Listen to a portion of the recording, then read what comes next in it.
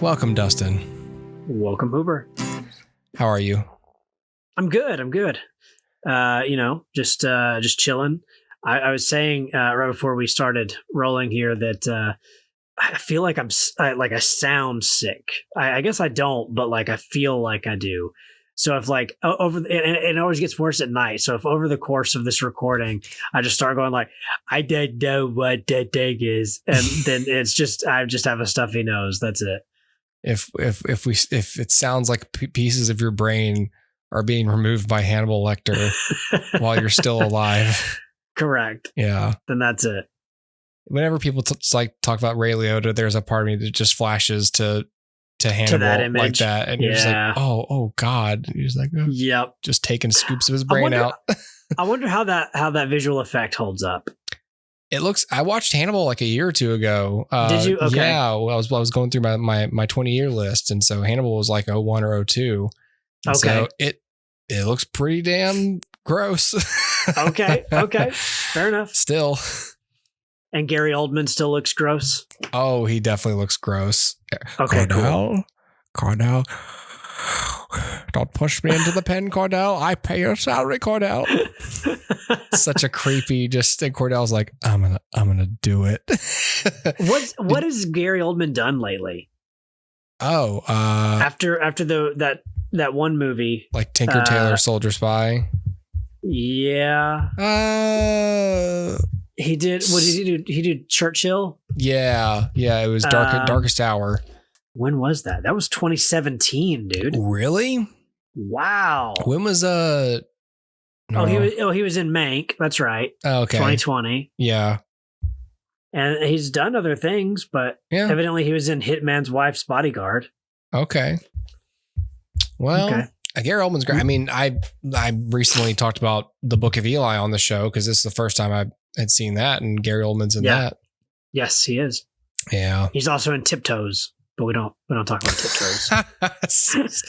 You know, it's weird. I forgot about Tiptoes, and then someone sent me a reel where it's two people podcasting. We're talking about Tiptoes, and they were showing like shots from it and everything. And I was like, I'm sure I knew about it. So I'm sure that's something we all were aware of. But I'd forgotten about Tiptoes.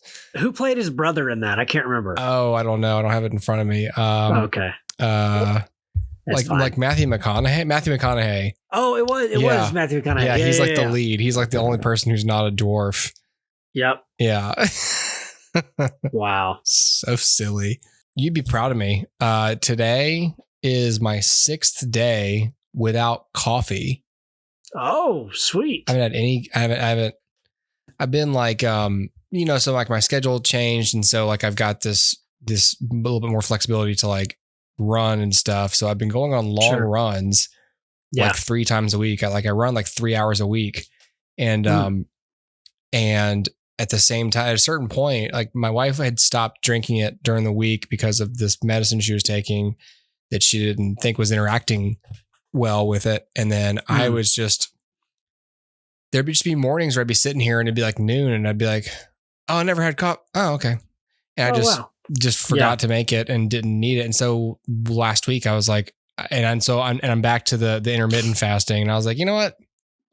Okay. And so I was keeping a food journal for other reasons. And so I was writing down the stuff, and then one day I was just like, oh, let me cut out the coffee and see what that does. And and I haven't had, it's been a week and even longer whenever this gets released. And I don't need it so far. Nice. I don't feel much of a difference. I'm tired today because I got up and ran this morning, so I'm a little tired. Sure. But otherwise, like I'd just be sitting here reading and everything's fine. Sweet. Yeah, man, good for you. I still do like a soda in the morning time because I'm like, that's my caffeine boost. Yeah. And you're like my parents. Well, and I've gotten to a point where I'm like, I don't know. I should start my day with water again. Like that was my go-to for a long time. Was I just like I had a liter bottle that I carried with me. Just wake up and like by the time I get to work, I want that liter gone. Yep. And so you have to pee really bad by the time you get to work, but like there it is. And so you just feel better about yourself. Like oh, I had a liter of water. I made a healthy choice. Well, it just wakes up your organs. Just makes them. It just it just feels better. You just feel better. Well, and it quenches that nighttime thirst that like you wake up and you feel like you need something. And so you have a soda and you're just like, okay, cool. I still want water. Still thirsty. Yeah. Your body's like, oh, thank God we're awake. Oh, what God. Is this? What is the this fuck? sugar what and caffeine? And I don't want this. Oh my God. Why would you carbonate us this early? Ew. Now you're going to be burping and everything. Oh no. We're going to send up some extra burps for you. How dare you? How many burps will it take to remind you never to do this again? Andy? I hope you don't burp on that Zoom meeting this morning. That would be bad. That would be terrible. I don't know why I'm doing like bad John Mulaney.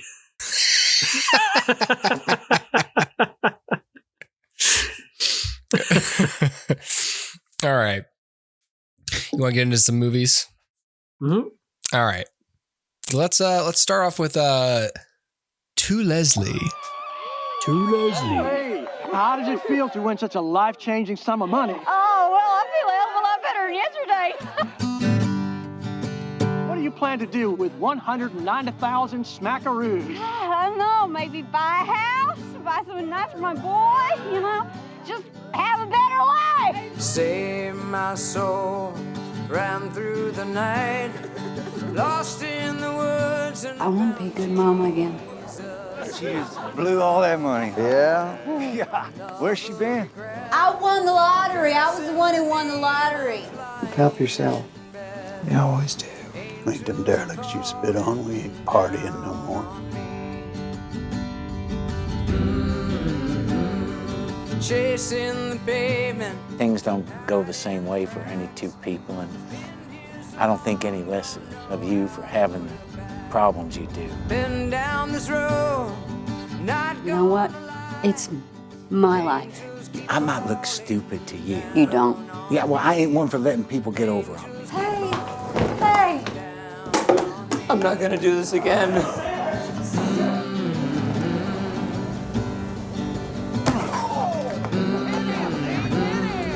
Windows are dirty. The town tries to avoid me like the plague, and my boy doesn't want to see me. He ain't never gonna speak to me again. Try to be good, yeah, try to be real. Y'all remember Leslie, don't you? Helen Raymond's little girl. All you can feel. But you don't gotta worry about me because despite your best effort, I ain't going nowhere. Angels are falling down on me. Good Christian people raised you right. You ruined that sweet boy's life. And what did you do to stop me? So don't walk away, you can count Tell me I'm good. on me. Yeah, man. So To Leslie is a film that came out last year, 2022, directed by Michael Morris, written by Ryan Bianco, or Benacco, starring Andrea Riseborough, who was nominated for Best Actress for this role. Also starring Mark Maron, Allison Janney, and a bunch of people that I don't recognize, which is cool. Stephen, you would probably recognize Stephen Root from a number of things if you.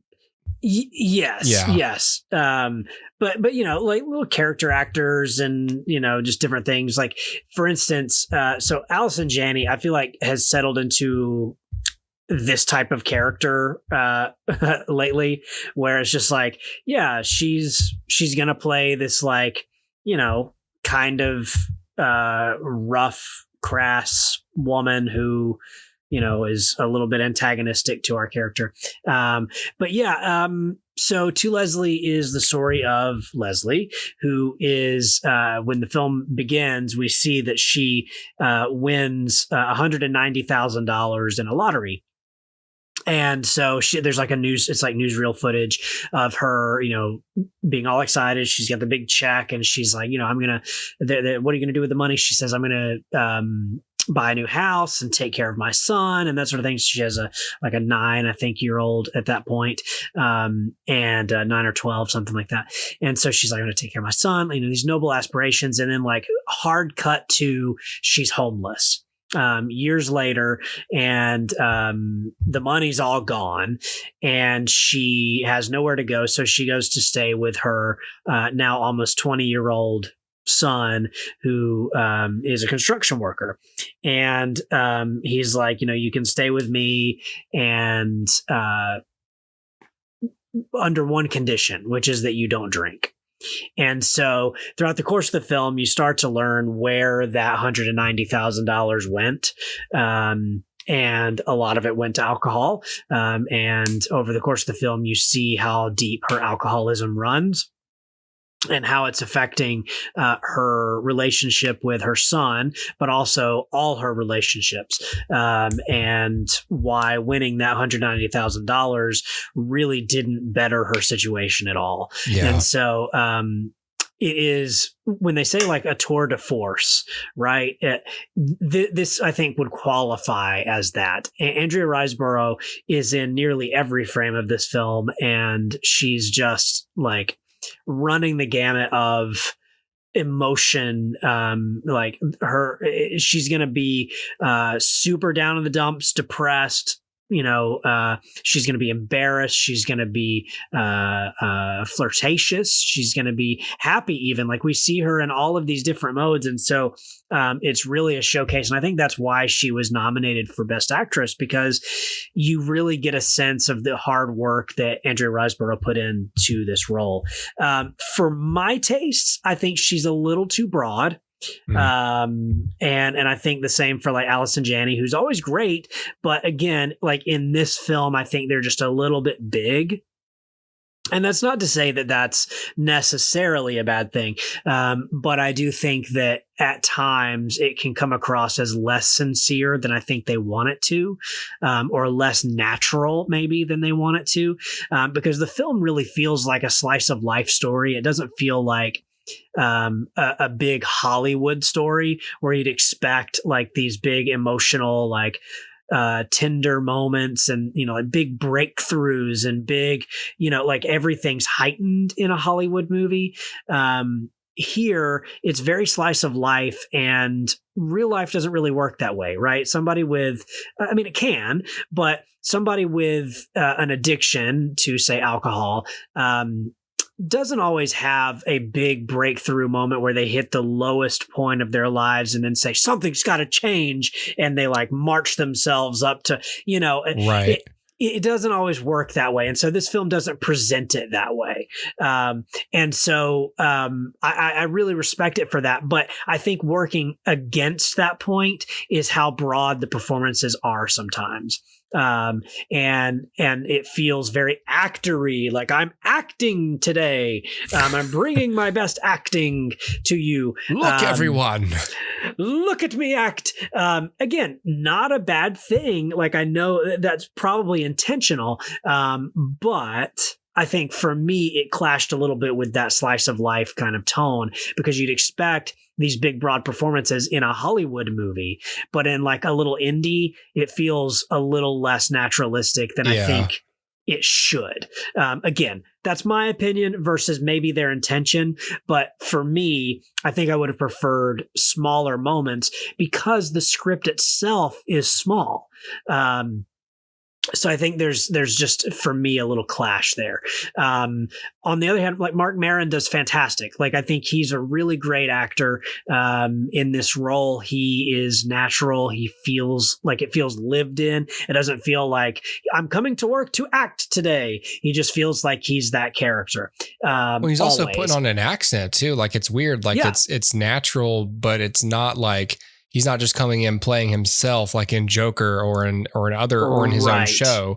Exactly. It seems to me, I only saw the trailer. I haven't seen the film, but it seemed to me like a pretty naturalistic performance with like some actual dialect work.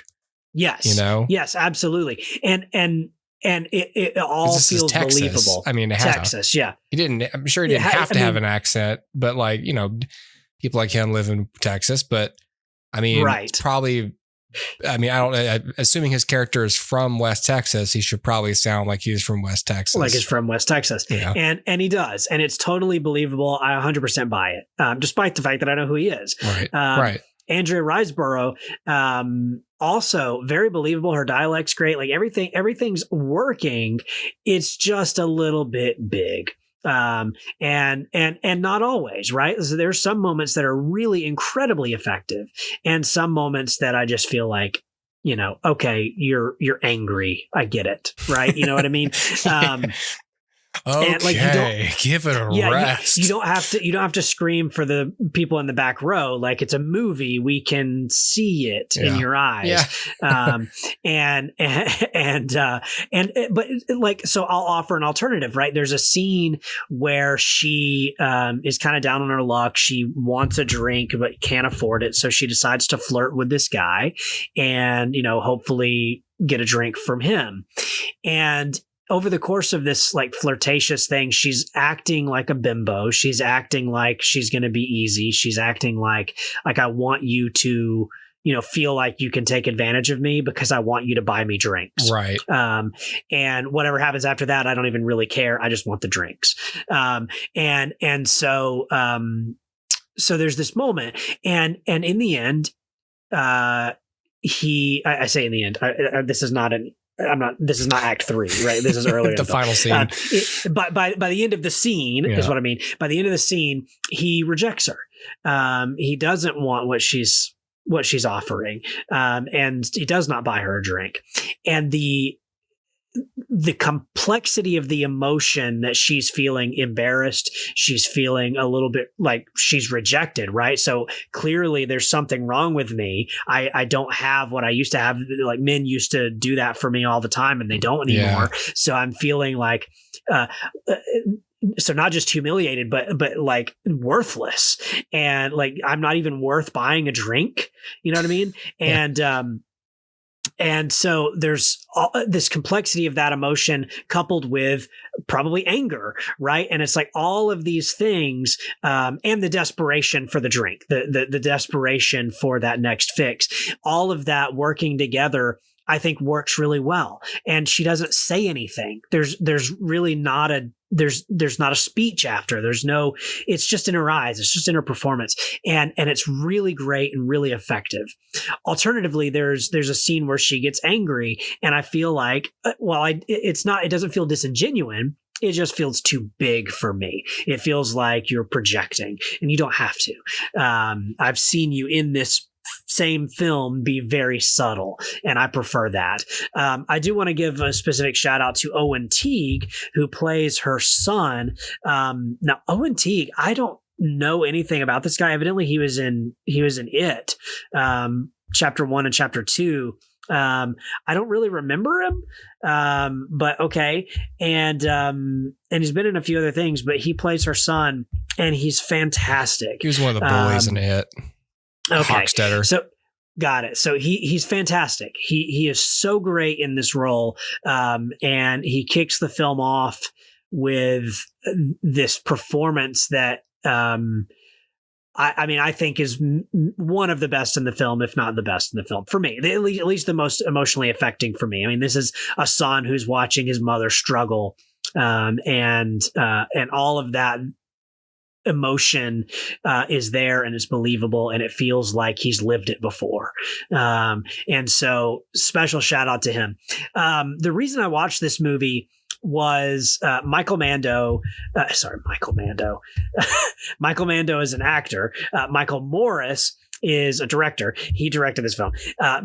Michael Morris was a producer on Better Call Saul. And so during the Better Call Saul, and a director, during the Better Call Saul Insider podcasts, which I highly recommend if you're watching through the series. So those ones that are hosted, is those by the editor? What's her name? So yeah, Kelly Dixon hosted the Breaking Bad ones, and she came back to do the do the Better Call Saul ones. But then she left the show and went on to edit other things. Oh. But she still came back as a co-host every time, and they sent her screeners and stuff. But she wasn't involved in it. Oh, okay. And so the person in her comparable role is a guy named Chris McCaleb. And so he's kind of the host of the Better Call Saul podcasts. And Chris McCaleb is the editor on this film. So this film shares some Better Call Saul crew. Right. And they plugged it on the podcast a couple of times, like, hey, you know, we worked on this thing and, you know, we'd love for you to support it. And this is before the Academy Award nominations came out. And so I was like, okay, this is already on my radar. Right. And then when the Academy nominated it, it's like, okay, yeah, okay, fine. I'll definitely check it out. And so it was never available. Now it's on Netflix. So if you have Netflix, you can check it out. I do recommend it. I think I gave it 3.5 stars. You know, it's a little bit better than just fine, but it doesn't rise to being, you know, anything super special for me. And it's not one that I'm likely to revisit, although I do think that it is an honest and impactful look at alcoholism and the way that, you know, an addiction like that can certainly destroy your life if you can't master it. And so for that reason, like, it can be a little bit difficult to watch too. Yeah. So, you know, I'm not likely to revisit it, but I'm certainly not mad that I saw it. So yeah, I do recommend it. If you got Netflix and you have some time to kill, this isn't a bad way to spend that time. And just the idea of like, it's just good to watch movies that aren't based on existing IP and are just made really well for an insanely small amount of money. This is like less than $1 million budget that this was made on. It's just, it's worth it to see those, even if you're like, oh, I've seen the distraught alcoholic story before. Oh, sure. I mean, you could make the argument about any story. So, you know. Right. It's all in the execution, and I haven't seen it presented this way before. Yeah. So yeah, and there maybe there's a little bit of like like I'm supporting a filmmaker that I enjoy. You know, like Chris McCaleb and Michael Morris made this film. Yeah. And I want to support them doing things. And so there's a little bit of that too. But yeah, I mean, I do think it's important to any independent film that strikes your interest, I say go for it. Yeah. Because it can only lead to better things, which is more money going into the pockets of filmmakers who need it, first of all, and can use it wisely to tell you a good story. Agreed. Yeah, it's one of those like you know, you can casually you can casually consume film and TV. But this is one of those where it's like, but if you want to, if you want some deeper, if you want a more advanced assignment, you know, into something that's, you know, nothing about going in, you have no frame of reference for what it is. You know, and you're just sort of having to give your trust to this runtime. That's what independent film has always done well. And you know, at the very least, when you watch an independent film, you ought to feel something. You know?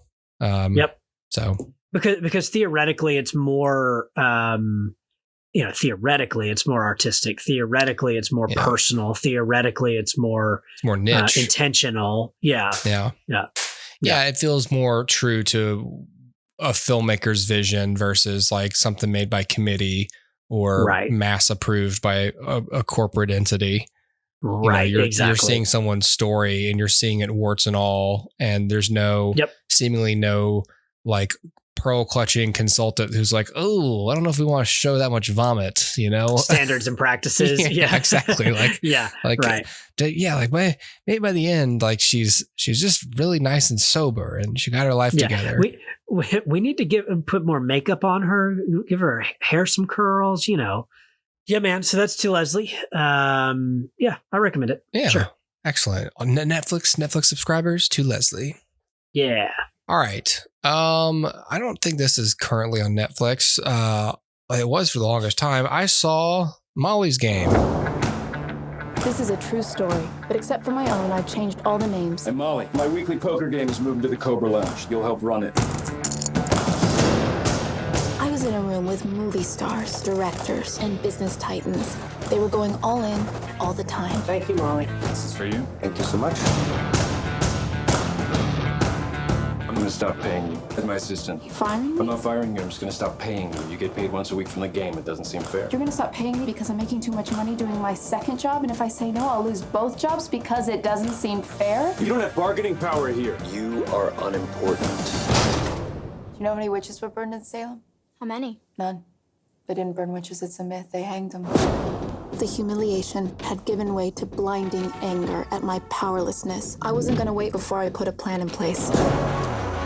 I'll be hosting a game in this suite every Tuesday night. First buy-in, $250,000. That's gonna make noise. Let's play. You spent 8 years in Hollywood and 2 years in New York running the world's most exclusive and decadent man cave. Have you seen the other names in your indictment? Come on, Marty, just how deep into the Russian mob were you? Your exposure's crazy. You got 2.8 million on the street right now. You're gonna get blown up. You managed to build a multi-million-dollar business using not much more than your wits. I'm about to be charged in federal court. Well, nobody's perfect. There's a new offer on the table. Complete immunity. We hand over the hard drives. You see what's on those hard drives? Families, lives, careers will be ruined. Why are you in this alone? Where are the people you're protecting by not telling the whole story? I'll tell them everything they want to know about me. About me. That's it. So Molly's Game was a 2017 film. You've probably heard of it. It was marketed. Is this the feature? Is this the debut for Aaron Sorkin as a director? Yes, I think so. I thought it was too, but it's not his. Yes, this is the first film he directed. I thought it was. Followed by The Trial of the Chicago 7, which I think we both saw. Mm-hmm. And then Being the Ricardos a couple years ago. Which I saw that. Okay. Yeah. So directorial debut of Aaron Sorkin. Of course, he also wrote the screenplay, as that's his thing. Day job. Yep. That's his main thing. He's a screenwriter. And it is based on the book Molly's Game by the title character Molly Bloom. You saw this movie. I did. Yeah. When it first came out. I think we established that the podcast was on hiatus at the time because same kid who came in out here asking me for food because when he didn't finish his dinner, when he was born, we took a big old hiatus. And during that time is when this movie was released. Mm-hmm. And so I finally got around to it because Molly Bloom appeared on as a guest on a show that I follow. And I was like, oh, I'd forgot about Molly Bloom. And so then I went and checked out the book, and I read the book in like 3 days. Like I read the book pretty quickly. It's a fast read.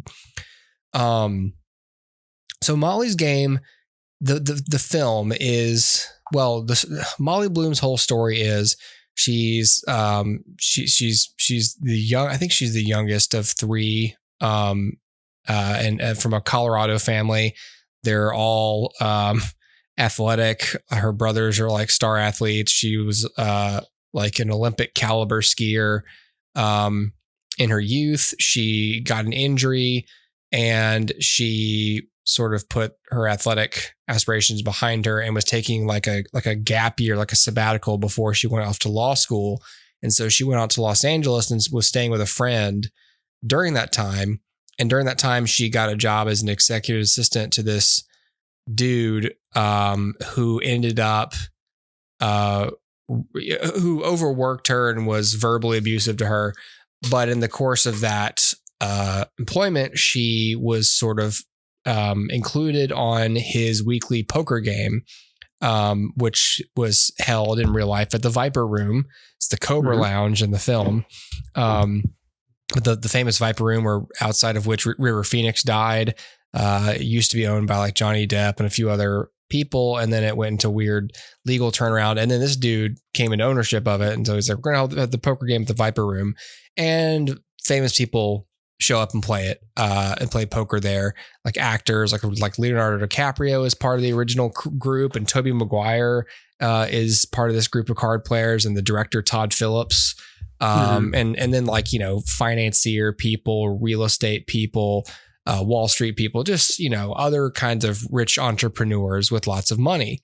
And Molly, over the course of time, got better at anticipating the needs of the players and what would make them feel comfortable and attended to.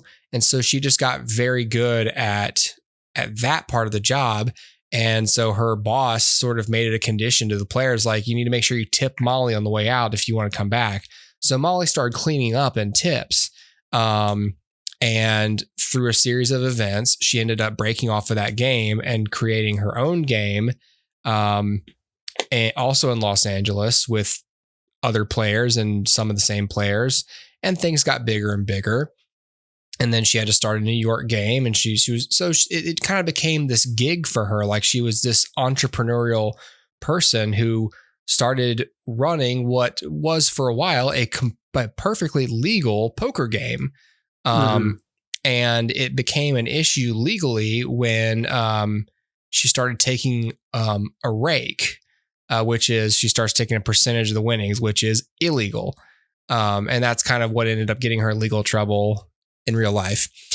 This is interesting, Dustin, because like any Aaron Sorkin movie, this movie flies through time very quickly. It's kind of Goodfellas-y in that way. It's just like, and now it's like 2 years later, and now we're doing this, and things are happening. The book's a little more gradual, even as fast as I read it. And the book itself, I'll say my criticism of the book for what it is, it just sort of ends abruptly and without really any resolution. The book ends with like her arraignment and being read her charges, but she was awaiting sentencing when the book was published. Gotcha. And a fair amount of the film takes place after the arraignment and subsequent, like, pleas and efforts by the Justice Department to get information from her and reduce her sentence and stuff like that. Sort of addressing the fact in the film that she wrote a book before the story was over. But I'm not sure if she wrote the book as early as the movie portrays, because the book opens with the FBI raid on her house. But in the movie, the FBI raid happens also in the first scene, but on the way up to her being woken up by it, we're panning past a shot of boxes filled with this book, which includes this raid. So it's, you know what I mean? Like, the timing's kind of weird. Right. So that doesn't make sense. Anyway, so I'm not quite sure. So in this way, the movie functions almost like a second edition of the book while abridging the book. Anyway, I got more to say about the adaptation in a minute, but Molly, essentially, Jessica Chastain is really good in this role playing Molly. There's a lot of cutbacks to her conversing with her lawyer, Idris Elba, which are completely not book things. The book is very linear, and this is sort of jumping into time, into the present while we're discussing the case, and we're going back to the events of the climb towards her success there. So it's a good movie. I'm in this area now where I'm very much interested in things that were adapted from other mediums. And so I find myself going like, okay, like, what do I want out of an adaptation? And I'll explore this more in a future episode about Gillian Flynn's books and TV shows that were made from them. But I don't know. I wonder, like, do you think that, like, obviously an art should be consumed in whatever the original medium was that it was consumed, because that was what it was. That's the medium through which it was intended to be consumed. Paintings, plays, books, movies, video games. Should an adaptation of something be just like that something, or should it somehow be different? I would make the argument that it should be a little different. And this was a little different. I don't know. What do you think? No, I agree. I think that when an author writes a book, he or she has a clear intention, or should, and that intention is best communicated through the medium that they choose. However, when it's adapted, it is essentially recommunicated by a different person who has a different intention. Even if the intention is very similar, the very notion that it's a different person makes it different. It has to be different. Because even if like Molly played a huge part in Aaron's, research process and they were on the same page totally, it's still Aaron's story. Like it is no longer Molly's story at this point. Yeah. And so it has to be fundamentally different because it's being communicated in a different way by a different person. That's how you get people like me to check out both works. Yeah. Like, well, why would anyone watch? I mean, of course, why would people watch a movie based on a book? Well, they've probably never read the book. And so they're not sitting there thinking, well, I know how it ends. Right. And subsequently like, hey, you should really check out the book. There's a lot more. Well, I already saw the movie, so I already know how it ends. And I always argue, of course, you should never watch them in that order. You should watch them in the order they were created. Yeah. I mean, it's as simple as just to keep with this example, Molly writes this autobiography, which is naturally going to be, stilted in some way in her favor. Sure. Even if it's an incredibly honest, thing, she's going to paint herself in a more positive light than anyone else would. For instance, there is no mention of her drug use during this time in her book, which she admitted, during the press and promotion of this film. Or in the years after, like, I didn't put that in the book, Right. Exactly. And part of the reason she wrote the book was she was trying to raise money to pay for all this legal fees because her mom had mortgaged her house so that because Molly's assets were all frozen and she couldn't afford to defend herself. Wow. Yeah. And yeah, so that makes total sense. Like I didn't know that, but that proves the point that she's going to see the events happening in one way. And when Aaron reads the book or you read the book or anybody reads the book, you come away with a different impression of Molly than Molly has of herself. Yeah.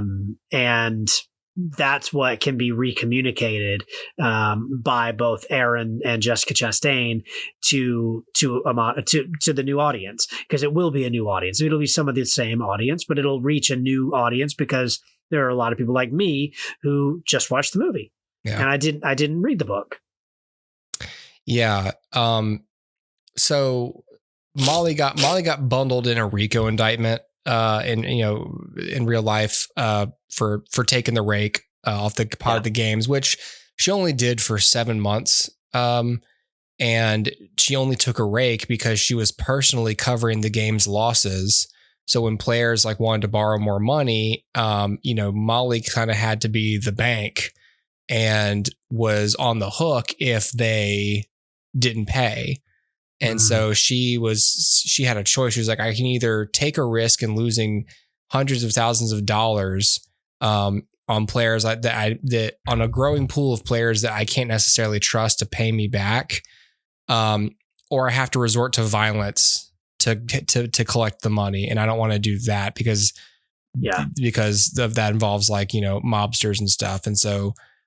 So she took a rake instead. And of course, that's what, so when a lot of these people, some were connected to the Russian mob, some were just on the hook for financial crimes. So when they all got busted and there was this big pool of people getting arrested for other shit, they just sort of grabbed and then grandfathered Molly into the indictment. Cause it's like, oh, well, she's involved with these people financially. And oh, and look, she took a rake, and she's like, Jesus Christ, I barely did anything wrong. That's part of what the case that the film is making.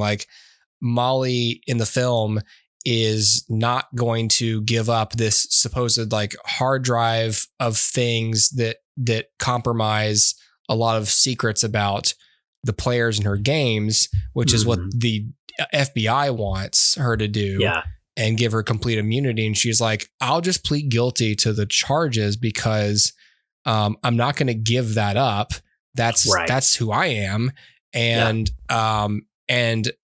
if I have to do some jail time, then I guess so be it.